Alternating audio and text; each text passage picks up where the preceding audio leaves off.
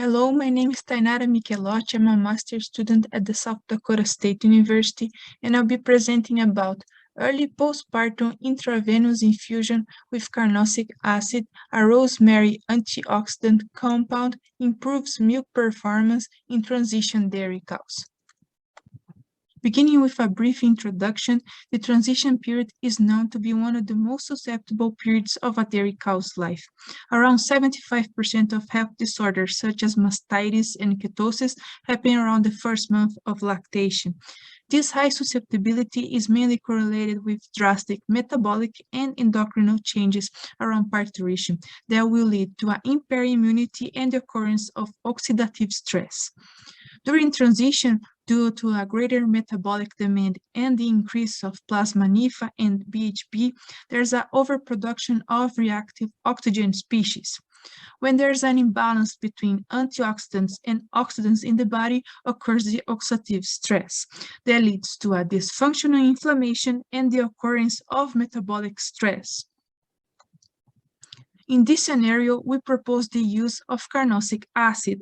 Carnosic acid is a compound present in the Laminaceae family. It's highly concentrated in rosemary plants, where up to 10% of the leaf dry weight correspond to carnosic. Several studies have determined that carnosic acid has anti-inflammatory and antioxidant properties. Carnosic is known to be a scavenger of reactive oxygen species. Therefore, the objective of our trial was to evaluate the impact of a compound found in rosemary plant named carnosic acid during the transition period of dairy cows. We hypothesized that providing carnosic acid during the transition period might minimize the exposure to oxidative stress while allowing cows to reach peak performance. Beginning with materials and methods or experimental design, 16 multiprous hosting cows enrolled in our study.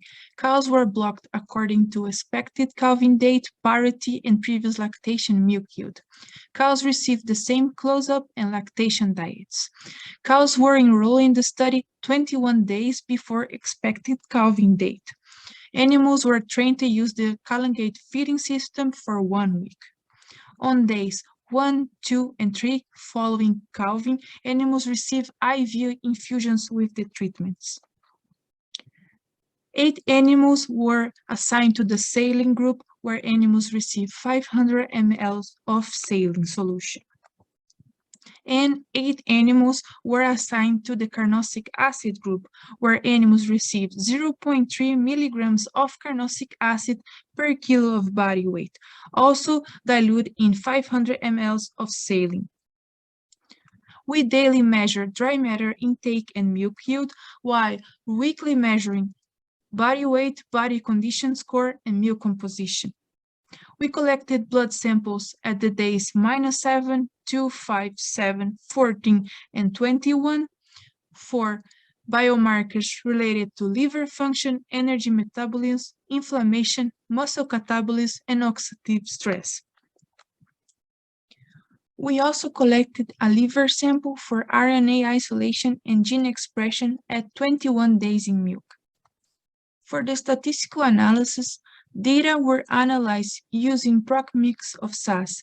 Treatment time and their interaction was used as fixed effects, and cow within treatment was used as a random effect.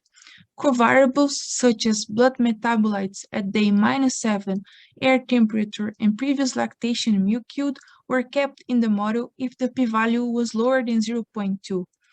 Blood biomarkers at the second day relative to calving were individually analyzed using the same model, but we found the time statement. Statistical significance was declared at p-value lower than 0.05 and tendency at p-value lower than 0.10.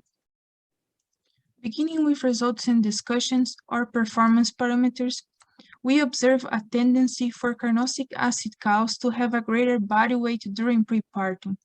In the postpartum, we could not see changes in body weight, body condition score, or dry matter intake between groups.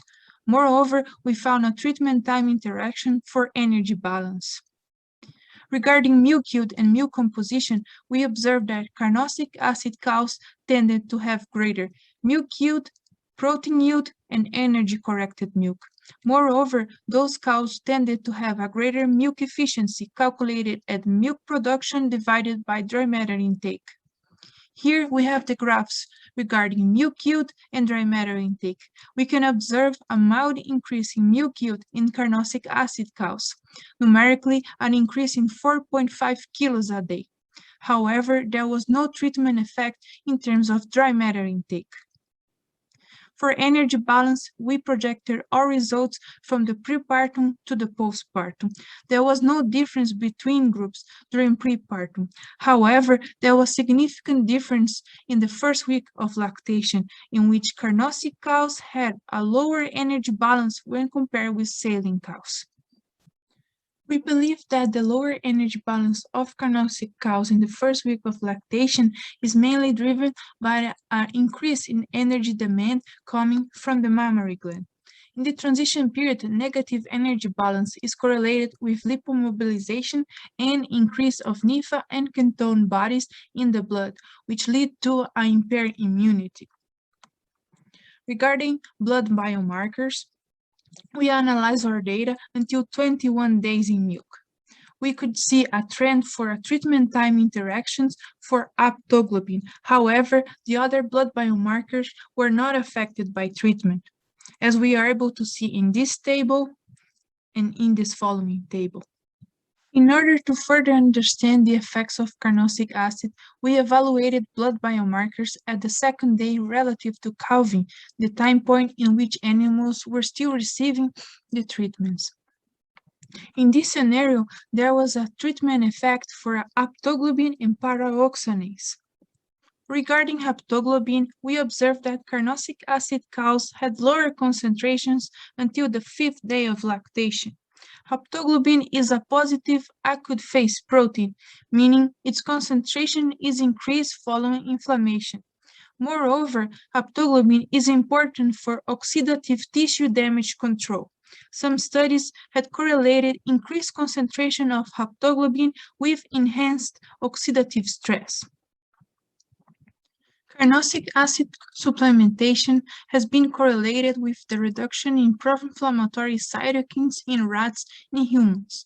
Those pro-inflammatory cytokines, such as TNF-alpha, are known to increase the production of haptoglobin by the liver. Therefore, we believe that our results are correlated with a decrease in oxidative stress and the production of cytokines in the supplemented cows. Regarding paraoxanase, it's a negative acute phase protein used as index of liver function. We observe lower concentrations of paraoxanase at the second day after calving in carnosic acid cows. We believe that those results might be correlated with the lower energy balance around the first week of lactation. This lower energy balance could lead to an increase in lipomobilization and more fat arriving to the liver. We compared our results with a study by Bionas.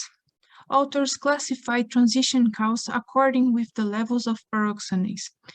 They classified cows in a up, intermediate, low, and a low level of paraoxanase. Cows in the intermediate, low, and low level of paraoxanase had impaired health status and milk yield. However, the results from our trial, both groups, saline and carnosic acid, had levels of paraoxanase around the up and intermediate up level. That meant that the concentration found in our study were not low enough to cause impaired health or milk production. Regarding blood biomarkers associated with oxidative stress on the second day around calving, we found that carnosic acid cows had lower FRAP and lower nitrogen dioxide, while tended to have lower myeloperoxidase compared with saline cows. The tendency for a lower level of myeloperoxidase, a marker of neutrophil activation, and the lower levels of nitrogen dioxide synthesized through oxidation of nitrite by myeloperoxidase in carnosic cows on the second day of lactation indicate that those animals might have a reduction in the oxidative stress and the neutrophil activation. During the transition period, high-producing dairy cows often enter in a negative energy balance, which is correlated with a series of metabolic and infectious diseases such as endometritis and ketosis. This study by Paris Baez showed that ketotic cows had lower energy balance after calving when compared with non-ketotic cows.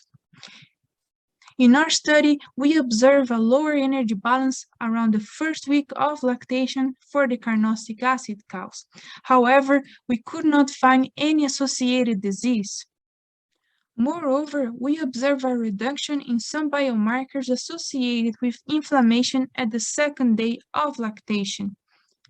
In conclusion, dairy cows infused with carnosic acid at days 1 to 3 after calving might have presented a delay in oxidative stress and inflammation soon after parturition. They might be more efficient in transition into lactation, and they had a better response to mammary gland energy demand without detriment on overall metabolism. Finally, I'd like to thank the South Dakota State University and my lab team for the incredible help. Thank you very much for your attention, and I'll be glad to be answering your questions.